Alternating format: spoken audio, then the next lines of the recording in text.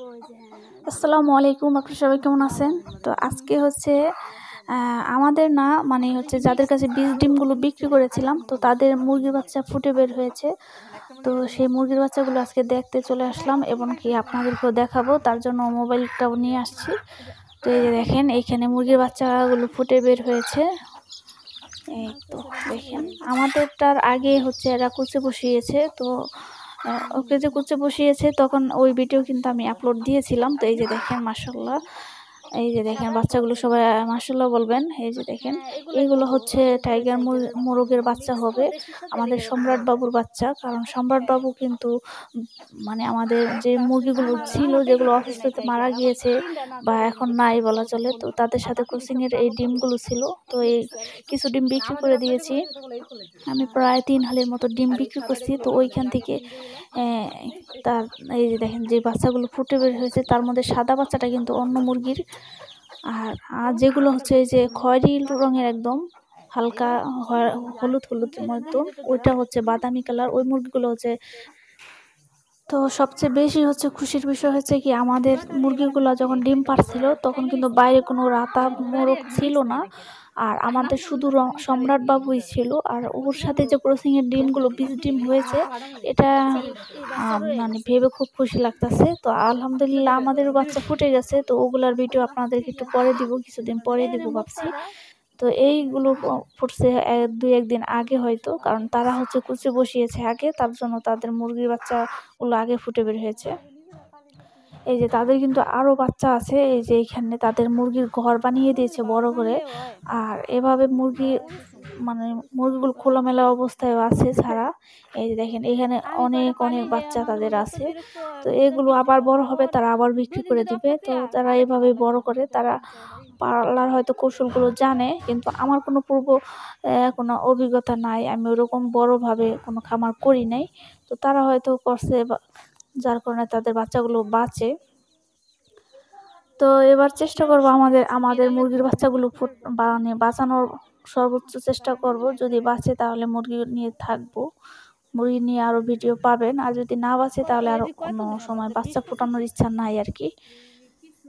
আর এই যে দেখেন তাদের এই যে মুরগিগুলো, এগুলো বড় হয়ে গেছে। এর আগে ছোট দেখে গেছিলাম, এগুলো কিন্তু এখন বড় হয়ে গেছে।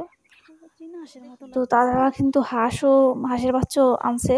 তো আপনাদের কিন্তু কিছুদিন আগে, মানে বেশ কিছুদিন আগে কিন্তু এই হাঁসের বাচ্চাগুলো দেখিয়েছিলাম, তখন কিন্তু এরা ছোট ছিল। আর এখন দেখেন মাশাআল্লাহ কতটা বড় হয়ে গেছে।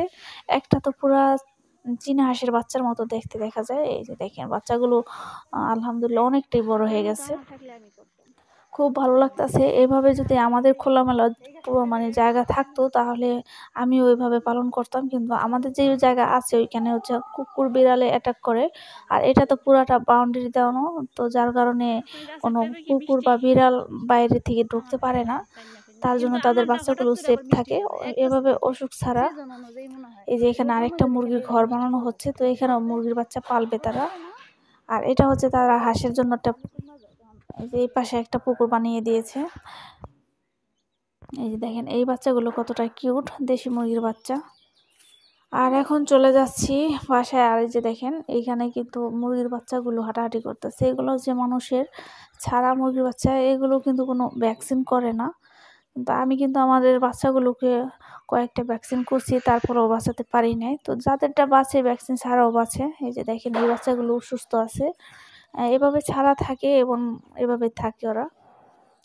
তো এখন ব্যালকনিতে চলে আসলাম, ব্যালকনির মধ্যে আমি কিছু মরিচ গাছ নিয়ে আসছি, তো এগুলো রোপণ করে দিয়েছি। আর এখানে একটা বেলি ফুলের কলম কাটা, এটাও নিয়ে আসছি। কিছুদিনের মধ্যে আবার বেলি ফুলও ফুটবে, কলি আসছে ফুলের। তো এগুলো ব্যালকনির মধ্যে রাখছি। আর বাকি যে মরিচ গাছ বা টমেটো গাছ আছে ওগুলা হচ্ছে আগের বাসায় রাখছি। এই যে দেখেন এইখানে কিন্তু পুদিনা পাতা, তারপরে হচ্ছে পিপল গাছ, যেটাকে আমি মানে চুই ঝাল বলছিলাম, ওইটা লাগিয়ে দিয়েছি। আর এইখানে হচ্ছে আমাদের খরগোশটাকে আবারও এই যে একসাথে রাখছি। ওরা হচ্ছে মনমরা হয়ে থাকে যখন আলাদা রাখি, আর যখন রাখি তখন ওরা খুব হ্যাপি থাকে, খুশি থাকে। তো এটা দেখে আবার রাখলাম, যদি কোনো বিপজ্জনক দেখি অবস্থা তাহলে আবার আলাদা করে দিব। খাঁচা খালি আছে, সমস্যা নাই। আর এই যে ওদের কিন্তু কিছুক্ষণ আগে তরমুজ দিয়েছিলাম, তো ওগুলা খেয়ে নিয়েছে। এখন তরমুজের খোসা সহ ওরা খেয়ে ফেলছে। এই যে দেখেন কিছুটা রয়েছে। তো ওরা তরমুজ, গাজর, মিষ্টি কুমড়া, পাতাকপি এগুলো খেতে অনেক পছন্দ করে। তো এখন কলমি শাকটা আমাদের চকে পাওয়া যাচ্ছে না, যখন পাওয়া গিয়েছিল ওদেরকে এনে দিয়েছি। তো তার জন্য হচ্ছে এখন তরমুজের খোসা-খুসি এগুলো দিচ্ছি। এগুলো খেলে ওদের কিন্তু কিছুটা ঘাসের চাহিদা মিটে যায়। আর আমাদের এই যে কবুতরগুলো কিন্তু এখনো ডিম পাড়ে নাই বা ক্রসিং করে নাই, দেখি নাই। ওরা ডিম পাড়ার ১ সপ্তাহ আগে ক্রসিং করে, তো এখনো দেখি নাই। কিন্তু ডিম পাড়বে সামনে, এখন ডাকাডাকি মাঝে মাঝে করে এই যে নর কবুতরটা। আর মাদিটা এখনো ওই যে ওর ঘরের মধ্যে যায় না, বাসা বানানোর চেষ্টা করে না। কারণ হচ্ছে মাদিটা হয়তো বাচ্চা দিয়ে আসছে, তো হয়তো আরো ২০-২৫ দিন যাবে, তারপর হচ্ছে বাচ্চা দিবে। আর এর মধ্যে ওদের পুষ্টিদায়ক খাবার দিতে হবে, বিভিন্ন ধরনের দানাদার খাবার এনে খাওয়াতে হবে, তাহলে কবুতরগুলো খুব তাড়াতাড়ি ডিম পারবে। আমি কিন্তু আমার কবুতরকে ক্যালসিয়ামের জন্য, ভিটামিন যাতে বেশি পায় তার জন্য কিন্তু ডিমের খোসাটা শুকিয়ে এটা বেটে তারপর গুঁড়ো করে এটা দেই। এটাও কিন্তু ওরা পছন্দ করে। এখন আবার নতুন করে ওদেরকে এটা খাওয়াতে হবে, তাহলে আমার কবুতরগুলো খুব তাড়াতাড়ি ডিম দিবে। কবুতরের ক্যালসিয়ামের সমস্যা থাকলে কিন্তু কবুতরগুলো ঠিকমতো ডিম বাচ্চা করে না।